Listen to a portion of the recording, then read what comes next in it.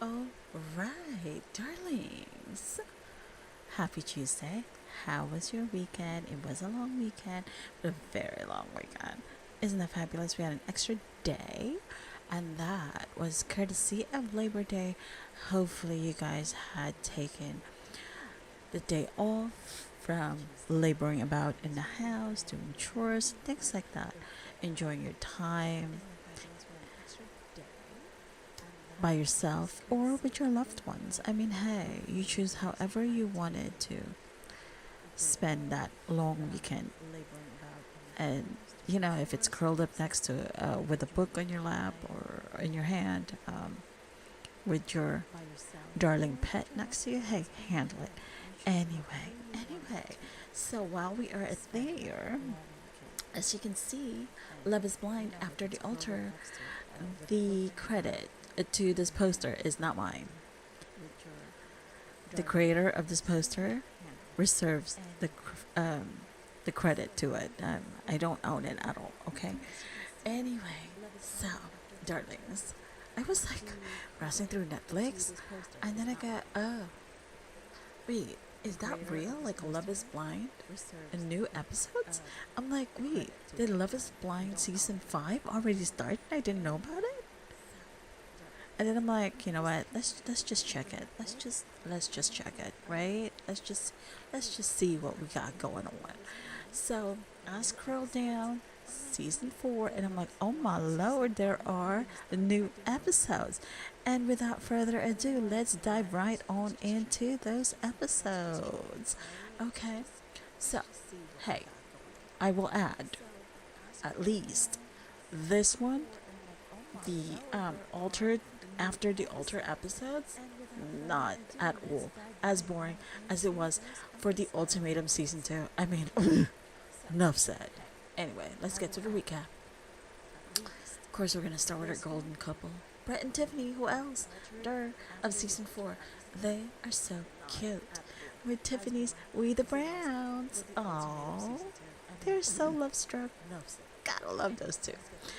Love their love for each other.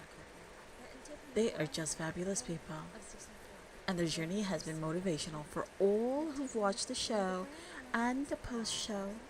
For the hopeless romantics who didn't settle for less, but allowed themselves grace to still be free to seek their dreams, whilst also waiting for their Mr. Right or Mrs. Right or Miss Right. Auntie Sarsci is big on praying for what you dream of, and with your hard work, God will lead you there. Won't He do it? Won't He do it? Amen, amen, and amen to that. And it's great to hear that Tiffany is now at her soft girl era, and Brett saying that Tiffany brings out the fun in him because, we have seen Brett to be this organized, laser-focused businessman, and Tiffany, whilst also laser-focused and a competitor at work, she's also able to let her hair down and have a great time, y'all. Have y'all seen Tiffany's carnival pics? I mean, holler. Yes, honey. You know she knows how to partay. And partay she does. Now we are off to the Gaitovskis. Is it Gaitovskis or Goitovskis? Oh my gosh. Okay, fine. Blizz and Zach. Ooh. We all know that Blizz had to swallow her pride and accept Zach's proposal because he totally messed up in his decision to choose initially Irina, who was absolutely not into him. Like, she was not in any way into him. Anyway, she just didn't care. And we're actually happy that, he came to his senses and didn't want to pretend anymore with Irina, or didn't want to pursue anymore with Irina, which is great because, hey, here we are. He is with Blizz and they are happily in love. Yay! So the scene where Zach and Blizz are at the doctor's had me thinking, oh snap, are they in the midst of in vitro to expand their family? Like, that was the first thing in my mind. I know Auntie Sarsci's all kinds of crazy, but damn, they got me. Like, oh my goodness. Honestly, though, the allergies to the pet stitch is something I can definitely sympathize with. I can't have pets because I have allergies for rails. I even tried the water dogs. You know, the ones that don't have the hair. Holy hell, it did not work. No, it did not work. Auntie Sarsci's noggin, it was just like not gonna happen. Not gonna happen. Not here, not now, not ever. So, anyway, had to give that up. Yep, it didn't work. Even the HEPA filter had to give out on me because it was just like, no, girl, you did not purchase me to make me work harder than this. Yeah, so had to give that up. No pets for Auntie Sarsci unless it's a plant or a fish or two. Yeah, otherwise, and never mind that. Like, and did they mention they are finally going on their honeymoon? Blizz and Sag are finally going on their honeymoon. I mean, and plus, the plus side to this honeymoon to Europe is bankrolled by Bliss's dad, who we all know was the a-hole previously to Jazak. I mean, wow. They have come full circle, and I am here for it. It's a wonderful thing. When your spouse is welcomed into your extended family unconditionally, regardless of their faults and missteps and mistakes, it is such a wonderful thing to see. Yes, honey. Yes. And the Appias. Is it Appias or Apias? Well, it's Miss Barbie Pink Chelsea and Kwame with his missing side tooth. Oof. Did you just? Oh, God. No.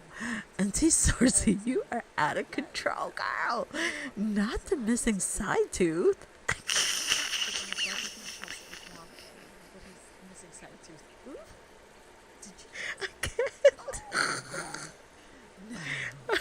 Auntie Sarsci, you are out of control, girl.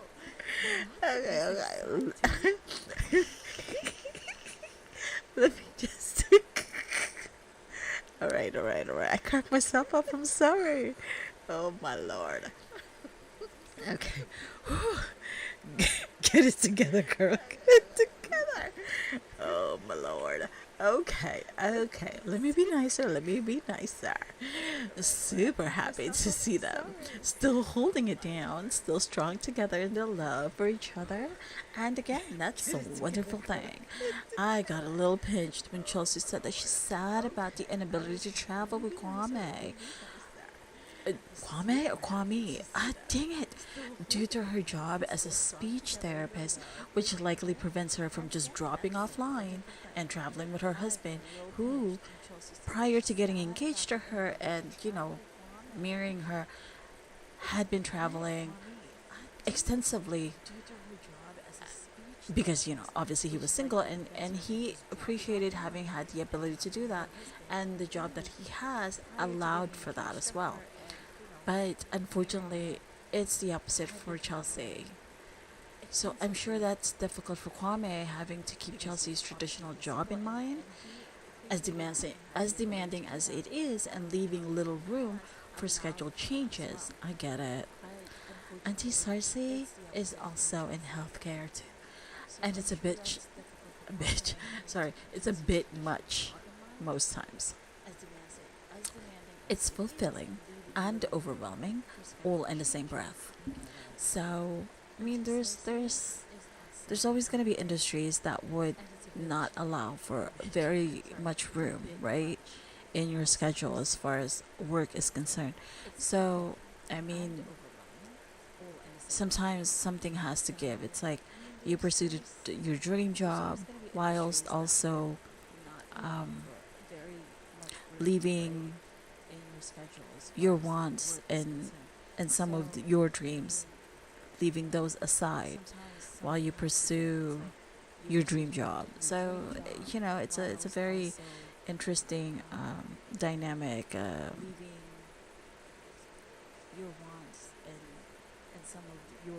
Kind of like maintaining the scale. I mean, even they're trying to anyway. So again, I do feel for them for that. But again, I am glad that they are very much in love still, and that they're trudging along. And I Wish all three couples the very, very best. No red flags at all. Bravo for that. Bravo. Hopefully they continue on being in love and continue on with a deeper bond, a stronger bond between them and their families, and for whatever else lies before them, I hope it only makes them stronger. So, okay, off to the other cast members. Let's see, we have Paul and Micah. You know, yes, you remember the two. These two apparently were still seeing each other on and off, with Paul's mom now in the picture. Like, what the hell happened there? Still being connected at the hip with Micah. Like, she's still sort of playing Cupid between Paul and Micah, but she dropped the bomb on Micah by saying that her son actually seeing someone. Like, what? Girl, what? I'm so confused by you right now. Like, why in the heck is she still trying to get her son and Micah together when she knows her son is already going out with someone? Like, lady, what the hell is the matter with you? Stop trying to make it happen. I mean, that's all but a memory. Ugh. Then again, Micah was pretty self-centered during the season, and Paul, who seemed to have his head in the clouds most times too, and kind of just like rolling with being engaged, you know, yada yada yada. Of course, what do you call this? We all remember how Micah was given the opportunity by the priest at the altar to say her vows first, but Micah gave that opportunity over to Paul, and we all remember how Micah was because she says that, what'd she say? Paraphrasing, the best thing she can do for them is to let him be first, like say it first, like, oh, was that a mistake? I mean, you know, now that you think about it, it's like, oh, perhaps that was a mistake. But, you know, I'm just saying. Anywho, so obviously we now know that they weren't really ready to be married, like neither one of them. But had one of them said yes, the other would have gone along with it, which would have made it worse. I mean, they liked each other, of course, but not deeply enough. It wasn't marriage deep enough. And that clip again with, you know, Micah saying no, it's like she should have just been a runaway bride. I mean, I had to rewatch a damn strap for, like, you know, the Spanx that she was wearing underneath her wedding dress or whatever. It was just like, ugh, you couldn't get a better pair of Spanx? That, like, girl, damn. And her makeup looking tired that day. It was just like the whole damn thing was just out of order and screamed what was coming next. Right? Like, it was just like foreboding. All of these things, which obviously we don't know. Paul was going to say no at the altar, and then, honestly, let the damn thing rest. Like, for reals. Let it go, as Elsa says. And next is Irina, and we all know who Irina is, who jokes that no one wants to date her currently, and unfortunately is the whole damn truth. Like, basically, girl, you gotta enter witness protection and move to another city because you were so horrid during the season.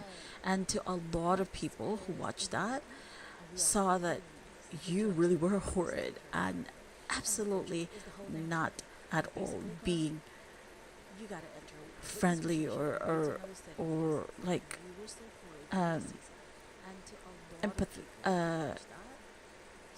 empathizing with people, because like you were in the same experience. So it just really seemed like you found a kindred spirit in Micah as a mean girl, and you both just ran with it. So there, yeah, can't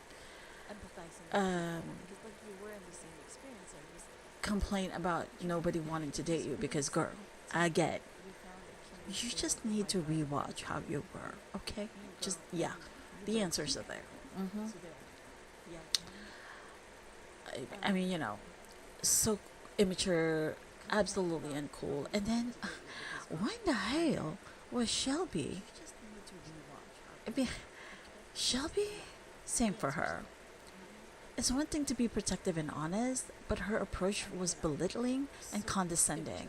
And yes, she still gives off that vibe. Like, there's not gonna be any nicer girl coming out of her. She just is. Mean girl all the way. But you know what? You go handle that. I mean, she has this I'm God's gift to, to everybody. So, yeah. Sure. Sure. If you feel that way about yourself. A lot of other people don't, but okay. Handle it. Next we have Marshall. Wow. He is now in a relationship with a nurse practitioner who just got her doctorate. Well, bravo for you, Miss NP.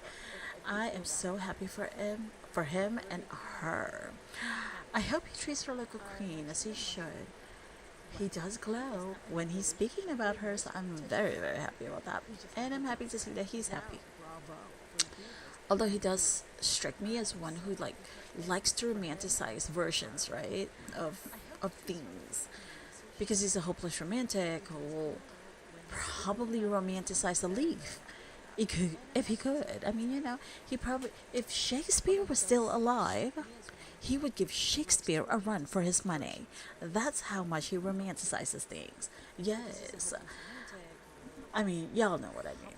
He was put through the ringer by Jackie, who was double dipping out of the relationship with Josh, broccoli ear mister, while still cohabitating with Marshall. Bold, yes, bold. And if I may, downright disrespectful. You already know the points to support this opinion of Jackie, but, point blank period. And Josh? Well, he seems to bring out more irritation out of the viewers with his corny jokes. Like, Mr. Sir, honestly. And his inexplicably rude behavior towards Jackie as they were moving into their apartment together. And he's telling her that he's not going to help unpack, or the side comments of, if you act right, all of these could be yours, as they were looking out the window onto the cityscape. And even comparing her to how she looks like to a nutcracker that was on the counter. Wow, dude. I mean, maybe Jackie is a masochist? Who knows? Moving on, we see Keisha, who is another contestant who coincidentally also dated Marshall post the Marshall and Jackie breakup. I know, it's a mess. Who may have been the person Jackie was referring to, that Marshall wanted to actually give the ring to, that he gave Jackie, which is why she chose to keep that engagement ring. You guys remember that, right? When Jackie and Josh did not attend the live reunion. They were there via tape, and they were interviewed by Vanessa Lachey. Basically, Keisha was the reason that Jackie wanted to use as an excuse as to why her moving fast with Josh was acceptable. Wow. Holy tamale. Just now. I mean, Marshall was dragged for his Twitter post when he was 18, and he was on that apology train, but Jackie isn't exactly taking this as an opportunity to do introspection on her actions on the show and apologize for said actions. But hey, I guess it's okay as long as Jackie isn't the one who has to give the apology. And did I hear from Jackie's own lips that Keisha dating Marshall after Jackie and him broke up has nothing to do with her? So why leave that little controversial nugget of info during the reunion? And although Marshall may have sounded dismissive about dating Keisha post Jackie, perhaps the wounds hadn't healed yet at that time. And Marshall, as we have seen, is very in his feelings. So let's give him grace for that. And for Keisha, he's apologized to all water under bridge. You know who hasn't apologized though? Neither Josh nor Jackie. And they may never. But hey, more power to those two. Like, hopefully, they live happily ever after. But later in the episode, I am so glad that Jackie apologized for not being open or nurturing. Everything else that wasn't, like the alleged STD, for stepping out on Marshall, for calling him names, all on national TV. Everything but those three and other things that, she did Marshall wrong on. She was apologizing for. Like, damn, Jackie, you got steel balls, girl. Wow. Okay, moving on. Then we have Monica. Ooh, Monica. Monica, the person that Josh came out of the pods with, engaged for a second. Yes, don't you forget, it was for a second. Because who says she says is one of Jackie's BFF. Monica says she's one of Jackie's BFFs, and vice versa. And feels like the relationship with Jackie took a tumble and never got back on the right footing after Monica shared her engagement news. That she was indeed, for a second, engaged to Josh, though in her social media post, she did not mention Joshua's name. I'm just saying. She mentioned no name, but she did share her experience and her engagement and her feelings. So, per Jackie though, Monica was being messy by running to the vlogs and online platforms, and she contends that she will always have her man Josh's back, even if he's wrong. So it's like, girl, in front of your BFF, supposedly, you're like, yeah, you're entitled to your story, you're entitled to your feelings, but then behind her back, you're like, talking all kinds of mess. Girl, okay then. You're the type of BFF I don't want in my life. I'm just saying. You do what you gotta do, boo. You be you. But why Netflix didn't show this engagement between Monica and Josh? I don't know. And this shows that Josh moved on from Monica post their engagement, which was shortly after the show filmed, to Jackie. And while Jackie was still with Marshall. Wow. Look, we all know Josh and Jackie can never get their story straight. Like, just don't attend any more Love is Blind season 4 reunions, specials, or whatnots. Period. I mean, dang. And for Josh to call out Monica for quote unquote cloud chasing? Huh? Cloud chasing off of whom? You? What? Huh? What the hell? Like, this dude is really something else. Like, wow. Sir. No. No. Just no. Anywho, you should probably join Arena and witness protection, or moving to another city or state. Like, do homesteading or something off the grid. Like, take Jackie with you too, Josh. And after everyone else has moved on, then come back to Seattle. Jeez. Overall, this reunion of sorts was good and hopefully brought closure to those who needed it, except for the ones who still stand their ground, 10 toes in, that they did nothing wrong. But hey, we can't expect anyone to be mature and be self-aware, right? Right. So, with that, hopefully you guys like your Auntie Sarsci's little recap of the Love is Blind after the Ultra reunion show. And I cannot wait for Love is Blind season 5, which is dropping later this month. Love, love, love. Anyway, so if you like my little recap, do please hit that like button. Do please subscribe to my channel for more of your Auntie Sarsci snarky snarks. And do leave me a comment or two in the comment box. I shall talk to you fabulous people later. And don't forget to remain a fabulous little you, because you are all kinds of fabulous. And what else are you gonna be? Absolutely fabulous. Duh. And don't forget to leave grace for others. MK. And remember to journey in gratitude. I shall talk to you fabulous people another time. Alright. See you on the next